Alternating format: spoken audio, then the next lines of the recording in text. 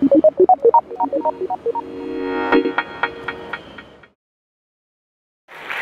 Belgrade. It's really great here. I've never been to Belgrade, so it's been so exciting. We came a few days earlier just to enjoy the city. It's a really beautiful city, so thank you very much for having us. My name is Patrick. I'm a blogger, an activist, a scholar, and also a crisis mapper, and I'll explain what that means in just a bit. And what I want to do with my presentation this afternoon is to talk about how maps can combine crowds and clouds to drive social change. But we'll start pre-cloud. We'll start before present day.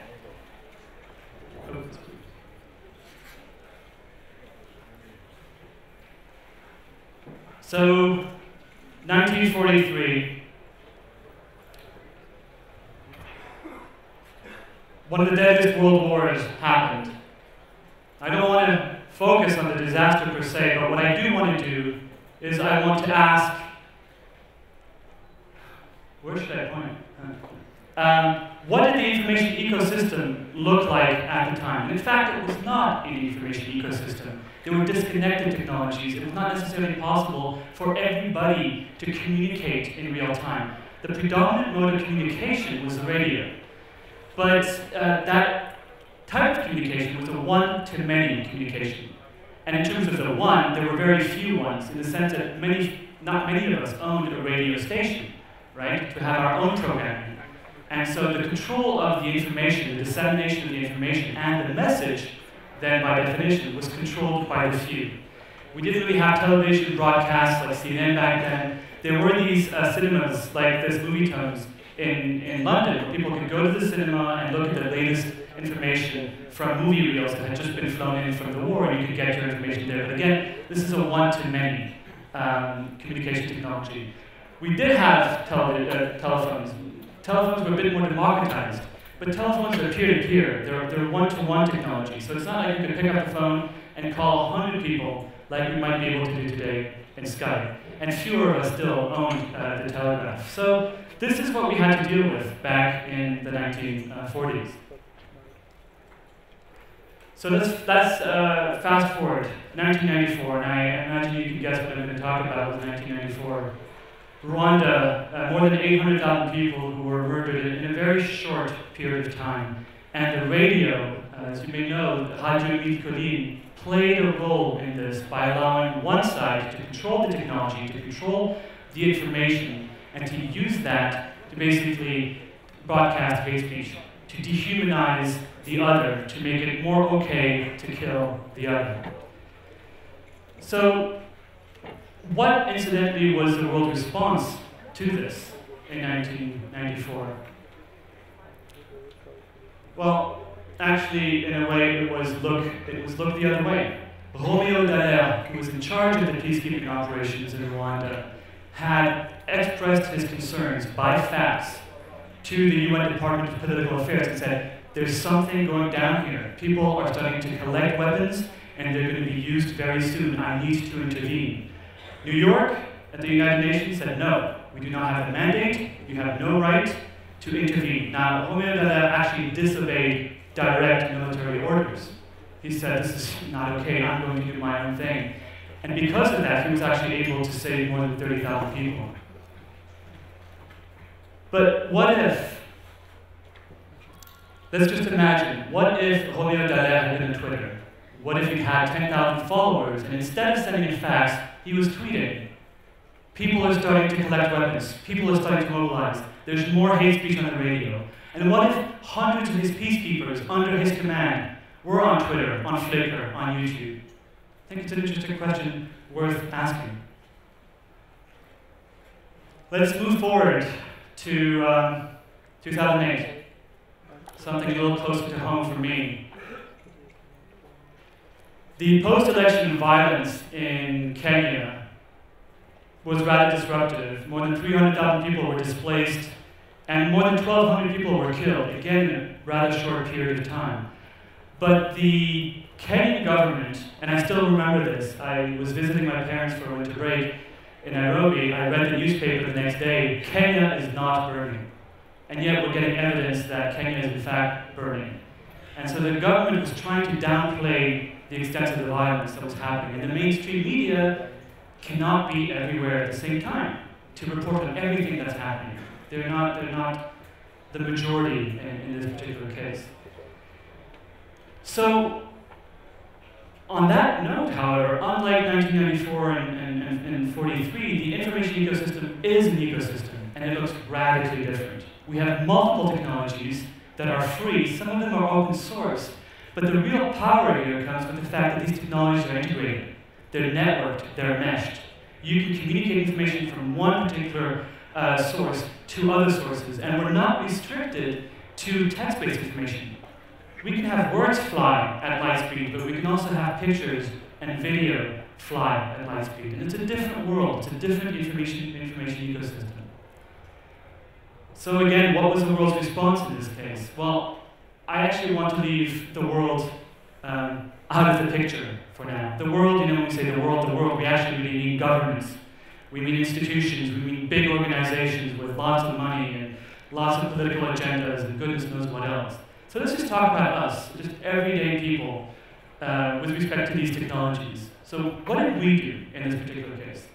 Well, some friends of mine, some Kenyan friends of mine in Nairobi, decided to set up a simple Google map of Kenya to allow people themselves to report on the human rights abuses that were happening. Now, you're going to tell me, yes, but in Kenya, most people don't have access to the web, to the internet, and that's absolutely true. So what my friends did was set up an SMS number, something called a short code. In this case, it was 6007. And what this allowed people to do inside Kenya was to send a free text message to report what they were seeing themselves. Not what the media was saying, not what the government was saying, but what they were witnessing. So we were taking this idea of crowdsourcing, which you might be familiar with in terms of Wikipedia and so on, and we were applying it to the reporting of crisis information. We were applying it to the idea of documenting human rights abuses that otherwise would have gone completely undocumented by the mainstream media, by the government, by the human rights NGOs. So this is a slightly different and somewhat subversive approach to try and get around the institutions, get around the blockages of information, and let the people speak for themselves. So ushahidi, which means witness in Swahili, has since become a non-profit technology company. We have a group and an innovation hub in Nairobi. And what we do is we focus on developing innovative, free, and open source mapping technologies, specifically for collaborative live mapping, to allow groups of 2 to 3, 200 to 1,000 across 20 different countries to map a particular situation in real time. And not, again, just text-based information, but multimedia content. And the way we've developed the platform is to make sure that there's just not one place to report to the map. The most simple place is web form. You go on the website, you say, okay, this is what I saw, and you submit it. But clearly there are other ways to do this. You saw in Kenya, we used SMS. So we've integrated a platform called Frontline SMS that allows anybody then to send a text message to the map, which can then be actually georeferenced and placed on the map. But you can also use smartphone apps. So we've developed a number of free smartphone apps from the Android and the iPhone and the BlackBerry and the other smartphones are coming later this year. So it allows you to quickly take a picture and send it to the map, and it's automatically georeferenced.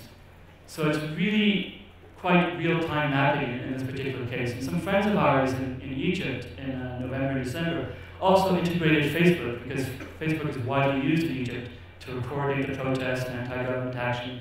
So we decided, or they decided rather, we'll integrate Facebook. So when you post on the wall, you can have it on the ushahidi backend and publish the actual wall comment on a map in downtown Cairo. And we used other tools as well, so you can map Twitter pictures, you can Flickr pictures, YouTube videos, and so on. So there are many different ways, as well as voicemail. You can leave a voicemail and have that mapped as well. So we don't want to have any one single point of failure, right? When Mubarak shuts down the internet, you want to have an alternative. Okay, voicemail. Let's leave voicemails and map those instead. 2010. All right, January 12th of last year was a shock for many of us around the world, and especially for those of us who had friends in Haiti very big earthquake struck Haiti. This is an incredibly vulnerable population to begin with. So it was really a worst-case scenario. More than 200,000 people died, more or less right away. So what was our response to them? Again, leaving the world alone. Well, what we decided to do was set up an ushahidi map for Haiti, to set up a crisis map for Haiti. We did this within a couple hours, and we started mapping. We didn't really have a plan. We just felt this is a horrible situation. We don't want to just watch CNN and see all the bad pictures. We want to try and do something. Within 10 days, Craig Fugate, this gentleman right here, he's the director of the main American United States Disaster Response Agency, FEMA. And in a public tweet, he said that this map that we had created was the most comprehensive and up-to-date map available to the humanitarian community. So let's think about that for a minute. Who was behind this map? Was it FEMA? Was it the American administration? Was it the United Nations? Was it the Europeans maybe? Or other professional humanitarian responders? I think not. It started right here in my living room in Boston, and it was snowing outside. And I started mapping, and then I emailed some friends of mine. I'm a student at Tufts University in Boston. I emailed my friends and I said, hey, I'm just trying to map Haiti. I don't have a plan. But if you want to help, come over, I'll buy the pizza. And so we just started mapping. And by the end of the week, I think about 100 people had come through this living room. It was a mess. We trained other people. They came to be trained. They went back to their apartments. They went to the university and found a place to work. And by the end of the second week, we had several hundred people who had been trained, undergraduate students, graduate students, and many others around the world.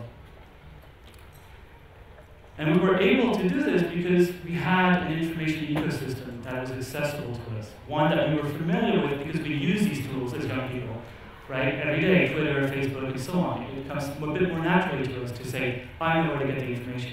But we also looked at mainstream news. I remember one of my friends who was in this picture just before was listening to French radio for reports about Haiti. And when some report came in, he would enter it and map it on the map. And this, I think, just shows you just how densely populated the map was, right? So these numbers represent the number of individual reports in this area. So you can zoom in further, and you'll see 13 different reports within just this little corner of the neighborhood. It was an incredibly densely populated map, and it was also a map like no other map that anybody had seen before because it was a live map. It was not a poster on a wall. It was not a PDF map. It was not in paper. This map was live. This map was changing. Every 10 to 15 minutes, it looked different because we were mapping around the clock. We were adding more and more reports as we were getting them from this vast information ecosystem.